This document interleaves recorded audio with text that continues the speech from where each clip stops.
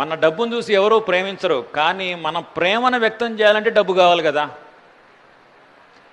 రాఖీ కట్టడానికి వచ్చిన చెల్లెళ్ళు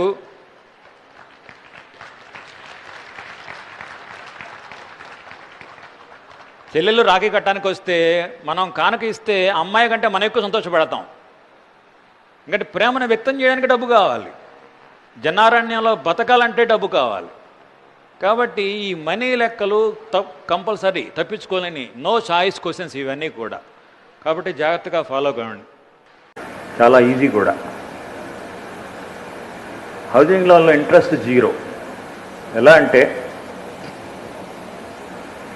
హౌసింగ్ లోన్ ఇంట్రెస్ట్ ఎంత తెలుసా? 11%. ఓకే, 11%. 10-11 మధ్యలో ఉంటుంది. ఓకే, 11% అంటే ఇవాళ 100 రూపీస్ మనం లోన్ తీసుకుంటే 111 రూపీస్ మనకు సంవత్సరం తర్వాత పేమెంట్ చేయాలి, రైట్? అయితే 11 రూపీస్ ఇంట్రెస్ట్ బర్డెన్ మనకి. కానీ మనీ వాల్యూ ప్రతి సంవత్సరం పడిపోతూ ఉంది కదా, ధరలు పెరుగుతూ ఉన్నాయి. ధరలు పెరుగుతూ ఉన్నప్పుడు ఇవాళ 100 రూపీస్ నెక్స్ట్ ఇయర్ 108 రూపీస్కి సమానం. ఇన్ఫ్లేషన్ యావరేజ్లో 8% ఉంటుంది. ఇన్ఫ్లేషన్ యావరేజ్గా 8% ఉంటుంది. అంటే ఇవాళ 100 రూపాయలకు దొరికే వస్తువు 1 ఇయర్ తర్వాత 108 రూపీస్ కానీ దొరకట్లేదు. దయచేసి జాగ్రత్తగా ఫాలో అవ్వండి. నేను ఇప్పుడు కంప్యూటర్ పని చేయట్లేదు కాబట్టి నేను నోడుతోనే చెప్తున్నాను లెక్కలు.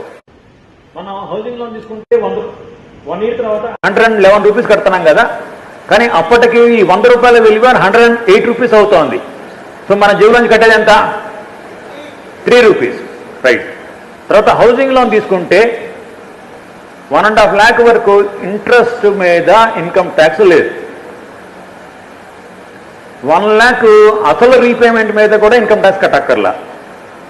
సో హౌసింగ్ లోన్ తీసుకుంటే 2.5 లక్షల మీద ఇన్కమ్ ట్యాక్స్ కట్టక్కర్లా.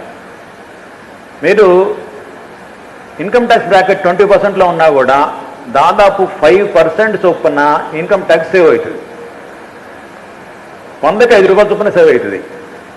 కానీ మనం కట్టింది ఎంత జేబులోంచి? 3 రూపీస్. ఇన్కమ్ ట్యాక్స్ రూపంలో 5 రూపాయలు 3 రూపాయలు లేకపోతే సేవ్ అవుతున్నాయి. మన జేబులోంచి కట్టింది ఎంత? 0 కంటే తక్కువే కదా. కాబట్టి హౌసింగ్ లోన్ తీసుకొని మీ సొంత డబ్బులు ఉన్నా కూడా హౌసింగ్ లోన్ తీసుకొని ఇల్లు కట్టడం మంచిది.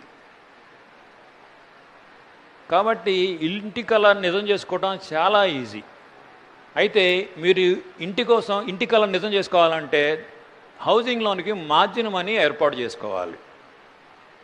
సొంత ఇల్లు కావాలనుకుంటే మీరు ఆదాయం మొదలు కాగానే హౌసింగ్ లోన్ మార్జిన్ మనీ కోసం కొంత చొప్పున నెల రికరింగ్ డిపాజిట్ లాంటివి ఒక క్రమ పద్ధతిలో సేవింగ్స్ చేయడం మొదలుపెట్టండి. 4-5 లక్షల్లో మీ మార్జిన్ మనీ తయారైతే 10 లక్షలు 15 లక్షలు బ్యాంకులో లోన్ తీసుకుంటే మీ ఇంటి కల నిజం కావడం చాలా ఈజీ. అలాగే housing loan is a all in one loan. ఎలా అంటే నేను కోదాళ్ళు ఇల్లు కొన్నా, 16 లక్షలు అయింది 2006. ఇప్పుడు దాని వాల్యూ 50 లక్షలు. నేను ప్రాంప్ట్గా కడుతున్నా. మా అబ్బాయికి ఎడ్యుకేషన్ లోన్ కావాలంటే అదే ఇంటిని సెక్యూరిటీ కింద పెట్టుకొని బ్యాంకు లోన్ ఇస్తారు కదా.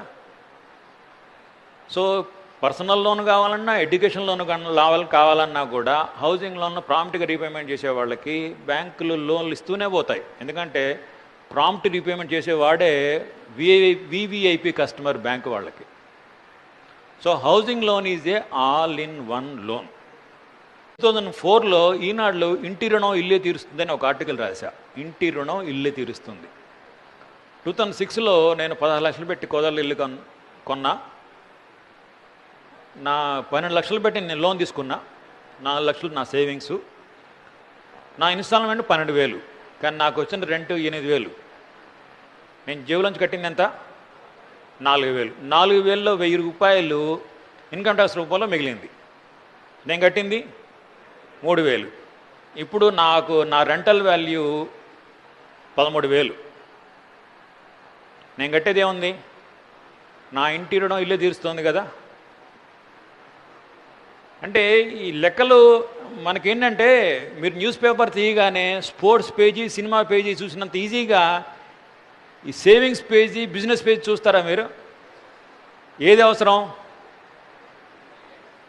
మనీ పేజ్ అవసరం కదా.